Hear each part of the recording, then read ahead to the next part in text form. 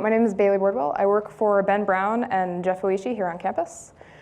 And what I'm going to be talking to you about today is dynamics and chemistry of exoplanet atmospheres, 2D hydrodynamical simulations. That's the talk title I came up with several months ago. I decided I should probably give you a talk title that is actually informative about what I'm trying to convey in this talk. And what I want you to learn about in this talk is why you should care about Jovian planets, or gas giants, when you're interested in astrobiology.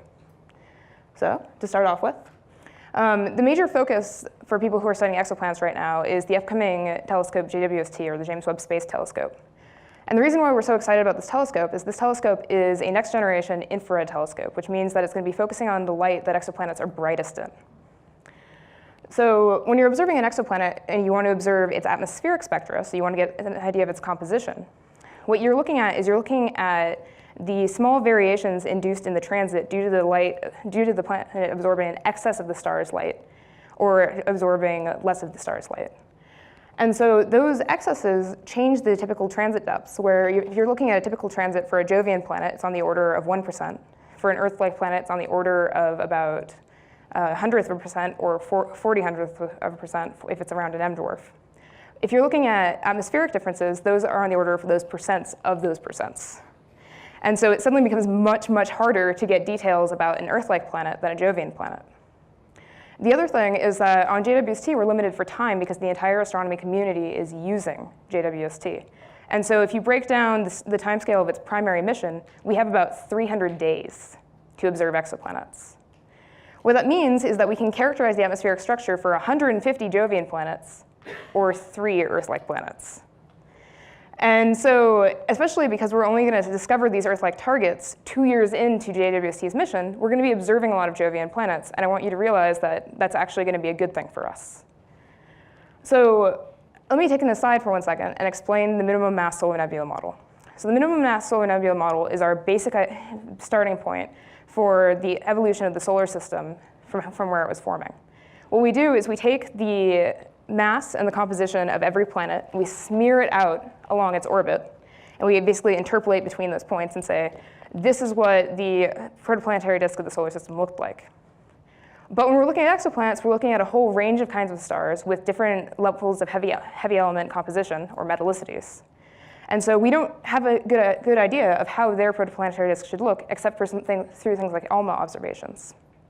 What we can use to jump in between that is Jovian planets. When we look at the composition of Jovian planets, we get data points across the disk for what the composition is. And this can allow us to make inferences for what the composition of Earth-like planets should be, based on the relationship between the Jovian planets' metallicity and the metallicity of these stars.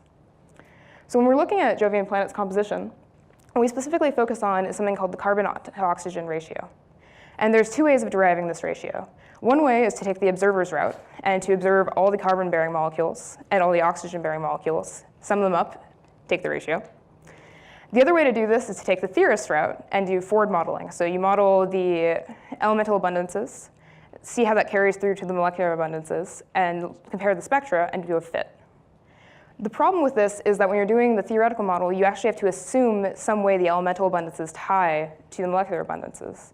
And you can say that everything is nice and in thermochemical equilibrium, or you can say that it's complex and the dynamics affect how much of everything you're going to see, and assume that kind of model. So when we're trying to assume that the dynamics affect things, because we know from Jupiter that the dynamics do affect the concentrations of molecules that you're seeing, we use an approximation called the quenching approximation. And what the quenching approximation does is it uses an analytical theory called mixing length theory, which describes how an atmosphere boils, essentially. It describes how it convects. And for the typical reaction we consider, which is the carbon monoxide methane interconversion reaction, what we do is we say there's a certain timescale that describes the motion of the atmosphere, and a certain timescale that describes the chemical reactions. And when those timescales are equal, the motions of the atmosphere are going to interfere with the ability of these molecules to react. We can then do a lot of maths and partial differential equations, arrive with a profile, how everything's going to go up in the atmosphere. If you want to do that math later, that's fine. Take me at my word. And we can make the assumption that the timescale, or the scale at which the timescale of the chemical reaction is slowing down as you go up in the atmosphere is very, very small compared to the rate at which the dynamics of the atmosphere are changing. And when you do that, everything right here on the right-hand side drops off and becomes 1, and you just get that the composition above the quench point, where the timescales are equal, is constant. And so that creates differences like you see here, where you have a nice swirl to the carbon monoxide for this one, and a nice straight line right here. And so that very significantly impacts what kind of abundances we infer for these planets, because it's an order of magnitude difference in the concentration.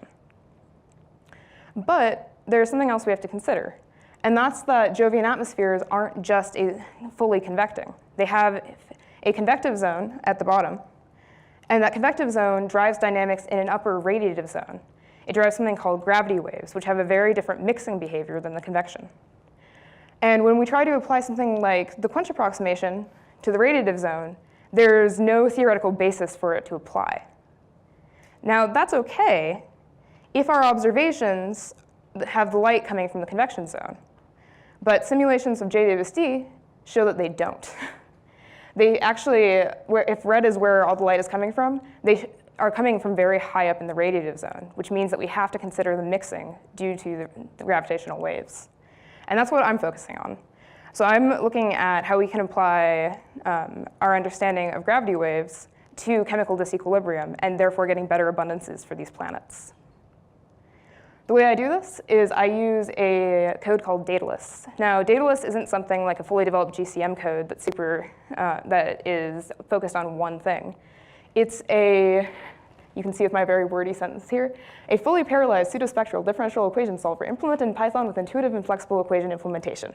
That is my grant proposal sentence. I'm sorry for inflicting it upon you. Basically what it means is that this code can solve any set of partial differential equations and integrate them in time efficiently. And what that means is when we're trying to work with an atmosphere where we want to solve the fluids equations, we can do this in a way that is both simple to implement, very flexible, and is intuitive for a user because you can take an equation like this and implement it like this, where it's very easy to see which terms match to which terms. And so that's useful because we can add things like this equation, where we have tracers that simulate chemical reactants.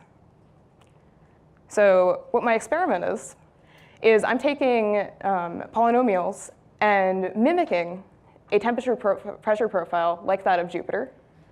I'm mimicking chemical abundance profiles like that we derive for Jupiter with a tanh function. And then I'm adding some tracers.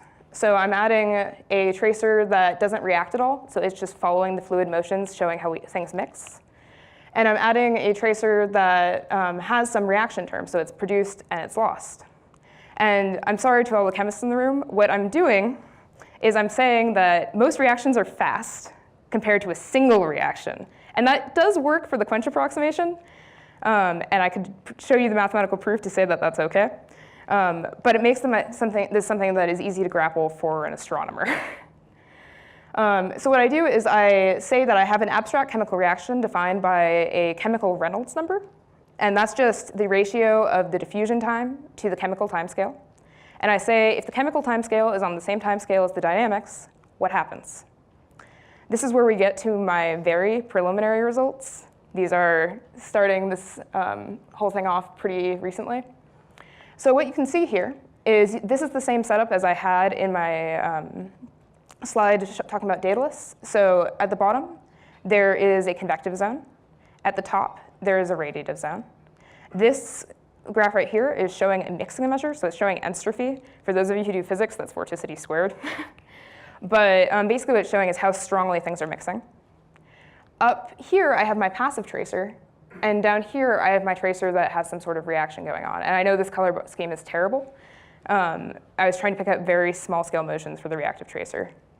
But what's interesting that you're seeing is, OK, here those little fluctuations are gravity waves. Up here, you can see that we started off with a lot of stuff in the bottom and nothing at the top. And nothing for the passive tracer gets through to the top. So it doesn't get carried into the radiative zone at all. For the reacting tracer, the top of the radiative zone does get penetrated a little bit, but we don't have some point in the bottom getting held constant all the way through. And this means that the quench approximation, as far as we can tell so far, doesn't work for a radiative zone. This is very preliminary, because as you can tell, some of these concentrations become negative for the reacting scalar. That is something that I know how to fix, but has not been run yet because my supercomputer is not obeying me right now. But I think both the passive tracer and the reactive tracer have interesting implications for a mission like JWST, and we have a lot of work to do before it gets up in the air and we start observing these Jovian atmospheres. Thank you.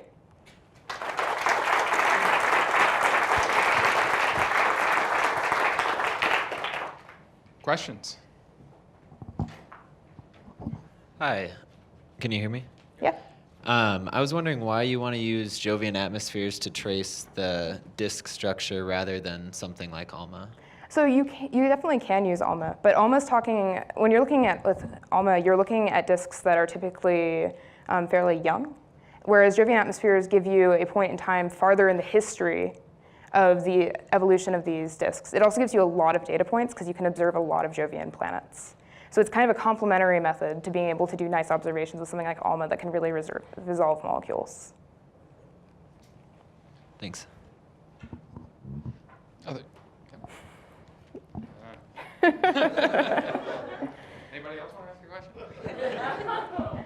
So does your model account for forming things like hazes that definitely mess with the retrieved abundances and probably some of the reactivity?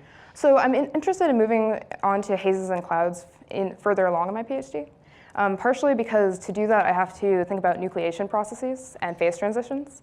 And at the moment I want to understand a simpler case where I just have a reacting tracer that's interconverting with something else. Other questions?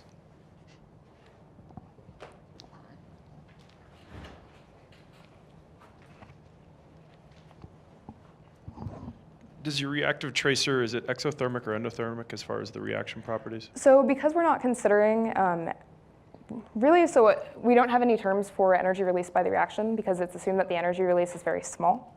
That's another thing that I'm planning on adding in the future.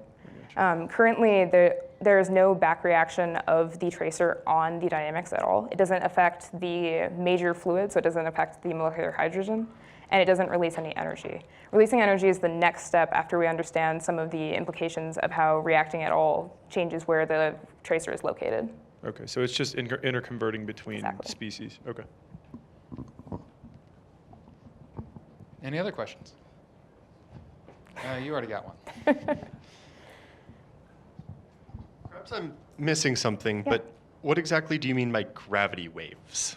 Okay, so gravity waves are basically perturbations in the density that get carried by the gravity. Got it. Not actual spatial gravity waves. No. All